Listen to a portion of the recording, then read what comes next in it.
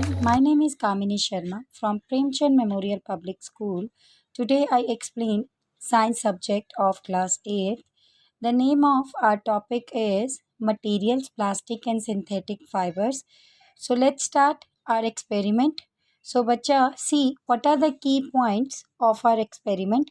Fibers are classified as natural and synthetic fibers.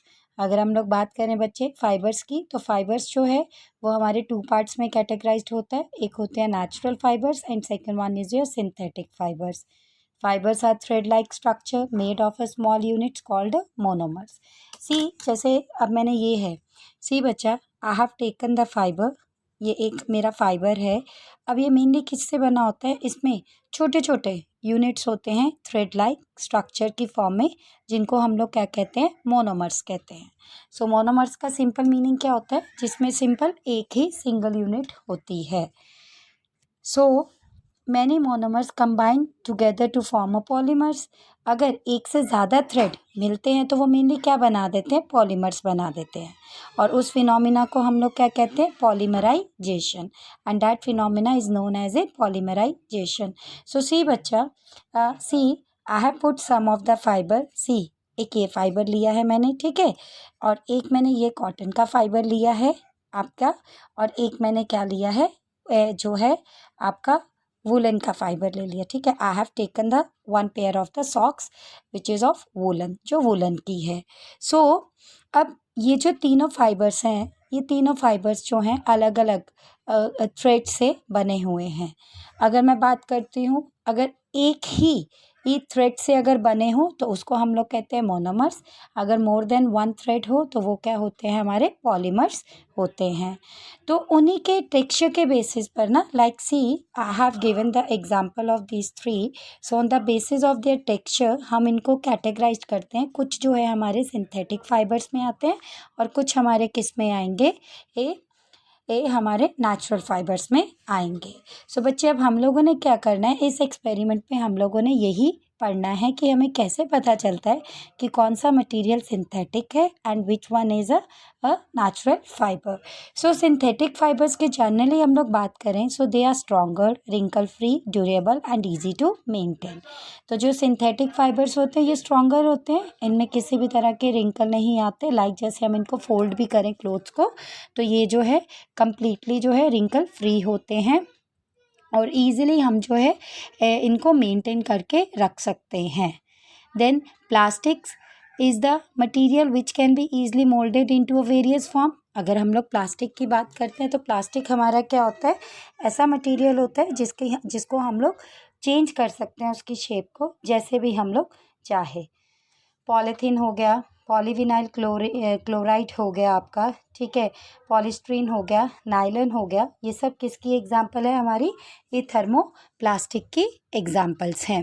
जो plastics होते हैं बच्चे वो हमारे नॉन बायोडिग्रेडेबल होते हैं और इजीली हम इनको रिसाइकल भी कर सकते हैं और ये काफ़ी कॉस्टली भी होते हैं.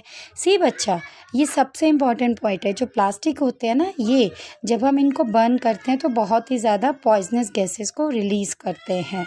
ओके, सो अब हमें क्या है, ये हमारी ड्यूटी बनती है कि हम जो है पॉल्यूशन को भी इंक्रीज़ ना होने दें, उसे मुझे रिड्यूस करना है. तो रिड्यूस करने के लिए हमें क्या करना चाहिए? प्लास्टिक को कम से कम यूज़ करना चाहिए. So let's start our experiment. अब हम क्या करेंगे? एक एक्सपेरिमेंट करेंगे जिसके बेसिस पर हमें ये पता चलेगा कि कौन सा जो सब्सटेंस है या कौन सा जो थिंग है that comes in a natural fibers or a synthetic fibers.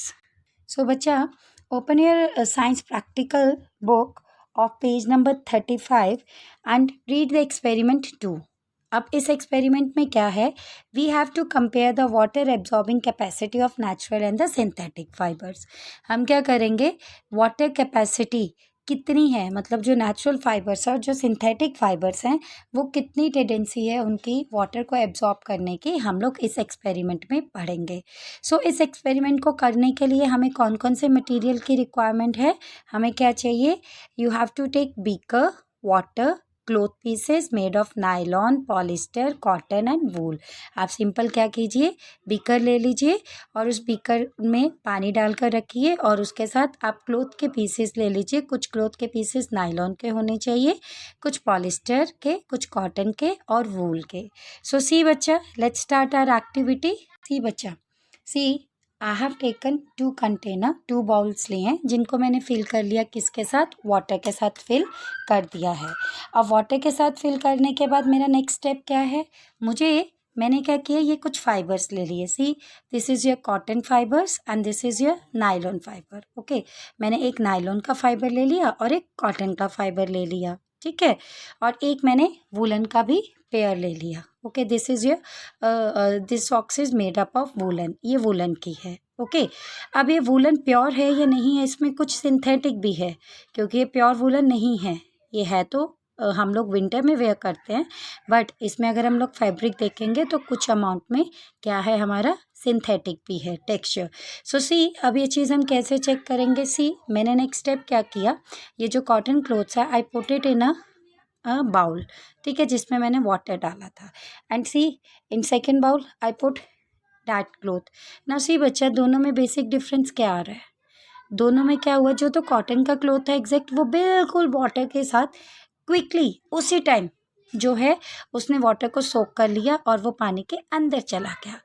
तो ये क्या था, मेरा कॉटन का फाइबर था। ओके, एंड सी, जैसे ये इसमें नायलॉन है थोड़ा सा, तो ये जो नायलॉन वाला फाइबर है, जब मैंने इसको वाटर के बीच में डाला तो नो डाउट वो भी वाटर को एब्जॉर्ब कर तो रहा है, पर वो वाटर की जो एब्जॉर्प्शन हो रही है उसमें टाइम लग रहा है, वो वाटर को धीरे धीरे एब्जॉर्ब कर रहा है। तो वो कुछ देर के लिए क्या करता है, वाटर में फ्लोट ही करता रहता है, बट जो कॉटन क्लॉथ है वो एग्जैक्ट नीचे ही सेटल डाउन हो जाता है। सो बच्चा, उसी के बेसिस पर हम ये प्रॉपर्टी के बेसिस पर ये बता सकते हैं कि जो कॉटन क्लोथ्स होते हैं वो कम्प्लीटली वाटर को बहुत जल्दी एब्जॉर्ब कर लेते हैं, बट जो हमारे नायलॉन होंगे या कोई और पॉलिस्टर्स होंगे वो वाटर को एब्जॉर्ब करने में टाइम लगाते हैं। तो एब्जॉर्प्शन के बेसिस पर जो है हम लोग कैटेगराइज करते हैं कि जो कुछ सब्सटेंसेस हैं हमारे जो वाटर को बहुत जल्दी एब्जॉर्ब कर लेते हैं, फाइबर्स, वो हमारे किस कैटेगरी में आएंगे, they comes in a natural fibres. So see बच्चा, इवन मैंने जैसे ही आपको सॉक्स भी बताई थी, so what I will do, I will just put that socks in this bowl. So again see it take some time, ठीक है, वो वाटर को एब्जॉर्ब तो कर रही है बट वो कुछ टाइम लगा रही है वाटर को एब्जॉर्ब करने में, बिकॉज ये वुलन क्लोथ्स भी है but it is a synthetic. Okay, see, ये देखो मैं इसको कर रही हूँ तो इसने वाटर को इनटेक तो किया है और वो जो वाटर को इनटेक किया है तो वाटर को इनटेक करने के बाद जो है मुझे ये भी पता चल रहा है, अगर तो वो वाटर को क्विकली एब्जॉर्ब कर लेती है तो वो हमारा जो फाइबर है वो किस कैटेगरी में आएगा, नेचुरल फाइबर में आएगा। And in case if it takes time and for the absorption, so that comes in a synthetic fibers। तो इस तरह से वाटर एब्जॉर्प्शन के लेवल पर भी हम जो है फाइबर्स को कैटेगराइज करते हैं। सो बच्चा, सी, मैंने आपको ये 2 चीज़ें करके बताई, आप सेम कर सकते हैं और भी कई सारे फाइबर्स वगैरह को लेकर।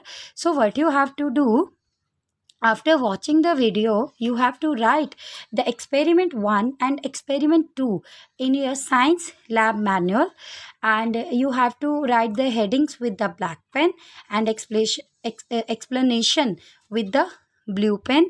and बच्चा, अगर आपको टाइम मिले तो आप क्या करना, ये एक्टिविटी को खुद भी परफॉर्म करके देखिएगा। एज सच हमें कुछ भी और मटेरियल बाहर से नहीं चाहिए, आप सिर्फ अपने घर से ही कुछ ना कुछ फैब्रिक्स को कलेक्ट करके आप जो है ये एक्सपेरिमेंट को कर सकते हैं। So please students, watch the video properly, listen the instructions.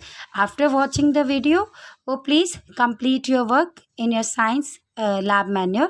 In case if you are having any query, then send it on a WhatsApp group. Thank you. Have a nice day.